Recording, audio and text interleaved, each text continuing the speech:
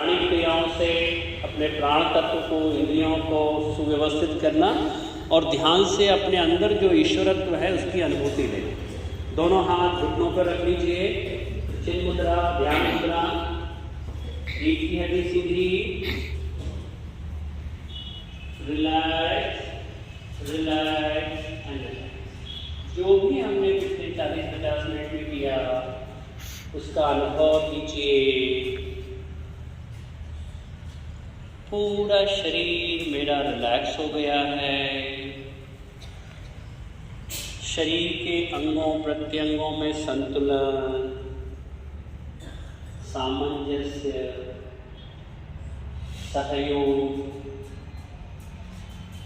शरीर माध्यम खलु धर्म साधन। इसी शरीर से मुझे अपनी पूरी दिन भर की प्रक्रिया को करना है। सुबह के इस पारिवारिक योग में जब हम पूरे परिवार के साथ, वैसे तो पूरा पृथ्वी ही हमारा परिवार है, लेकिन यह विचार तभी हमारे अंदर आएगा जब हम योग से ये जानेंगे कि सब कुछ जो हमारे सामने दिखाई दे रहा है वो ईश्वर प्रदत्त है। वसुधैव कुटुम्बकम्। श्वासों पर ध्यान रखें। ईशावास्यमिदं सर्वं यत्किंच जगत्यां जगत् तेन त्यक्तेन बुद्धिहा मा गृह कस्य सिद्धनम्। आज सरल ध्यान की प्रक्रिया में पंचकोश मेडिटेशन, पंचकोश ध्यान, अपने अस्तित्व की जो आवरण है 5 उसको हटाना योगाभ्यास से, और अपने अंदर जो दिव्य भव्य ईश्वरीय सत्ता है, ईश्वरीय तत्व है, उसका साक्षात्कार, यही ध्येय है योगाभ्यास। ईशावास्यमिदं सर्वं। पूरा जो भी कुछ संसार में है उसमें ईश्वर की ही सत्ता है, ईश्वर ही है, ऐसा नहीं। सब जगह वही ईश्वर है। यत्किंच जगत्, किंचित भी उससे अलग नहीं है, जरा भी उस परम तत्व से अलग नहीं है। अब क्या करना? तेन त्यक्तेन भुंजीहा। उसका हमको त्याग पूर्वक उपभोग करना। कोई भी वस्तु, व्यक्ति, स्थान जो आपको मिला है वो आपके लिए ही नहीं है। Nothing is permanent in the world. उसका उपयोग तो करना है, लेकिन त्याग पूर्वक उपभोग करना हमारी संस्कृति सिखाती है। और मां, अब हमको क्या करना है? उसके बाद लालच नहीं करना है। ईशावास्योपनिषद का यह पहला श्लोक ये संदेश देता है, मां कश्चित् सिद्धनम्। यानी कोई भी चीज जो आपके पास में है, वस्तु है, जो भी ईश्वर ने आपको दिया है, उसमें बहुत ज्यादा यह भाव नहीं रखना कि ये सब कुछ मेरा ही है, यह भाव भी नहीं रखना। Nature fulfil your every need, not your every greed. भगवान हमारी सभी जरूरत पूरी करता है, लेकिन सभी जो हमारी इच्छाएं हैं वो हो सकता है पूरी हो।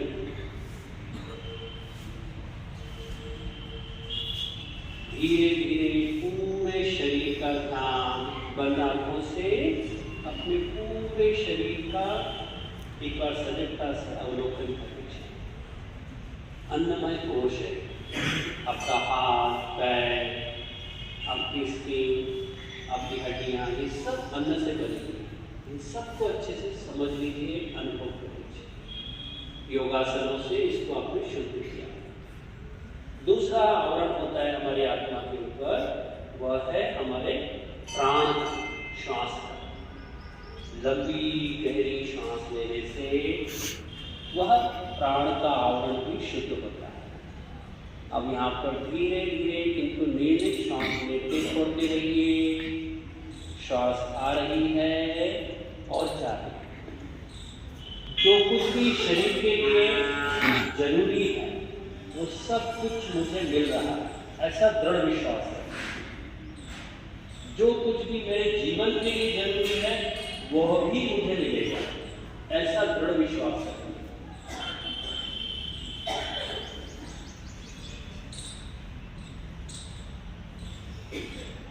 इसके बाद मनोमय को,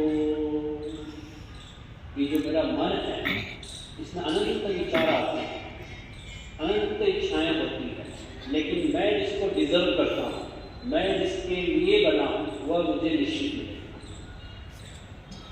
यह मन भी शांत योगाभ्यास से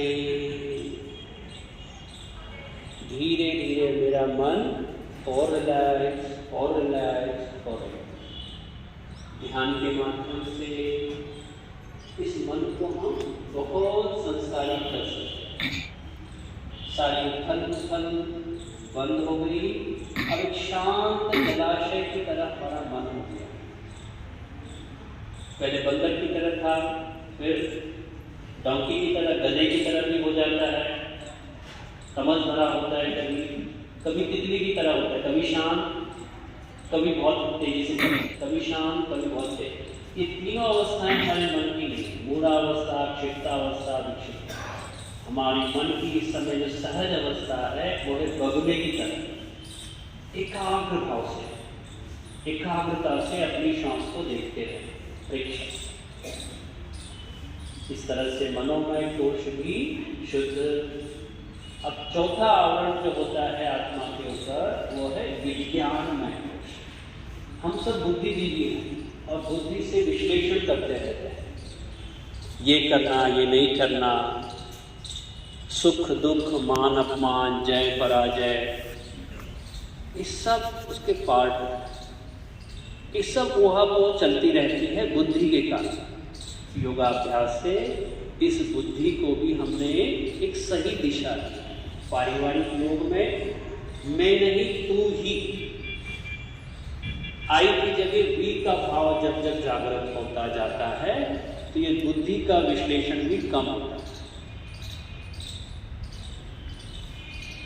धीरे धीरे हमारे बुद्धि से केवल एक ही है भाव आ रहा है, यावत जीवे सुखम जीवे, तेरा तुझको अर्पण, सर्वे भवन्तु सुखिनः। जब सभी लोग सुखी होंगे तभी वास्तविक सुख मुझे मिलेगा। यह भाव परिवार में भी और शरीर में भी। शरीर का एक एक हिस्सा जब मेरा स्वस्थ रहेगा तभी वास्तविक सुखानुभूति होगी। ऐसे परिवार का प्रत्येक सदस्य स्वस्थ रहेगा, आनंदित रहेगा, तभी मुझे वास्तविक सुख, गृहस्थ सुख मिलेगा। ऐसा विज्ञानमय कोश को भी शुद्ध। और अब आप जिसके निकट हैं वो है आनंदमय कोश। इस आनंद को कुछ पलों तक लगातार अपने अंदर बहने दीजिए। ये आनंद बाहर से अंदर की ओर नहीं, अंदर ही है और इसका रिफ्लेक्शन, इसकी अनुभूति बाहर भी होती है। यद यद पिंडांडे तत् तत् ब्रह्मांडे। शिव भाव से जीव सेवा, यही मेरे जीवन का ध्येय है। जो कुछ भी मुझे जीवन में कार्य करने को मिल रहा है वो शिव यानी जो ईश्वर है, तो शिव का परिवार चाहे कितना ही विपरीत परिस्थितियों वाला हो, विपरीत प्रकृति वाला हो, लेकिन बीच में शिव है तो सभी संतुलित हैं। ऐसे ही आप यदि परिवार में हैं तो आप वो शिव बन जाइए जिसके आसपास गाय भी है, बैल भी है, चूहा भी है, सांप भी है, मोर भी है और सिमु भी है। ये सब एक दूसरे का विपरीत प्रकृति है लेकिन एक साथ रह सकते हैं। यह भाव रखते हुए पंचकोश का ध्यान में उतरना, अपने अंदर, अपने आंतरिक व्यक्तित्व में इसको अच्छे से बैठाना कि मैं सब कुछ कर सकता हूँ, मैं ही हूँ जो कर सकता हूँ। इस तरह से अन्नमय, प्राणमय, मनोमय, विज्ञानमय और आनंदमय कोश की यात्रा बड़ी सुखद, शांत व सहज है। धीरे धीरे इसी अवस्था में कुछ पल श्वास लीजिए। तन मन की स्वस्थता को, आनंद को अनुभव कीजिए। धीरे धीरे तन मन की ये प्रफुल्लता, ये आनंद, ये सुबह का समय, ये सात्विक वातावरण, ये सब कुछ मेरे जीवन की जो बगीचा है उसको महका रहा है। मेरा पारिवारिक जीवन, मेरा व्यक्तिगत जीवन योग अभ्यास से सुखमय बनता जा रहा है। मेरे अंदर भी सुख है, बाहर भी सुख है, और यह सुख सभी के लिए, अधिक से अधिक समय के लिए, अधिक से अधिक लोगों को अधिक से अधिक सुख देना मेरे जीवन का ध्येय बनता जाए।